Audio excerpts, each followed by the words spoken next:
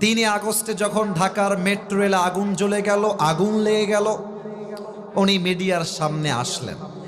এসে আমি তো অভিনয় করতে পারি না, তাই আমি অভিনয় করতে পারছি না, তবে এতটুকু বলবো, একটা টিস্যু নেই।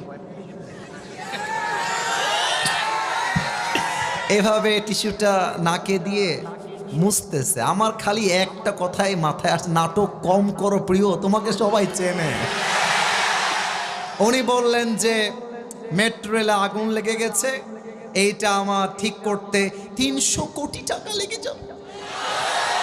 আমি বললাম ইয়ার ये तो बहुत बड़ा नुकसान हो गया, 300 কোটি টাকা। আহা, ছাত্ররা কাজটা মোটেও ঠিক করে নাই। পরে উনি 5 আগস্টে মামুর বাড়ি দিল্লি পালিয়ে গেলেন। আমি দেখলাম ঠিক কিছুদিন পরে ডক্টর ইউনূস সাহেব আসলেন। 300 কোটি নয়, 20 কোটির কমেই ঠিক হয়ে গিয়েছে। এবার সিরাজগঞ্জের মানুষ বড্ড চালাক, আপনারা ব্রেন দিয়ে একটু ভাবেন। যেই মহিলা এক চান্সে 280 কোটি মারতে পারে, সেই মহিলা 16 বছরে কত হাজার কোটি মারতে পারে? Just think about it, just think about it.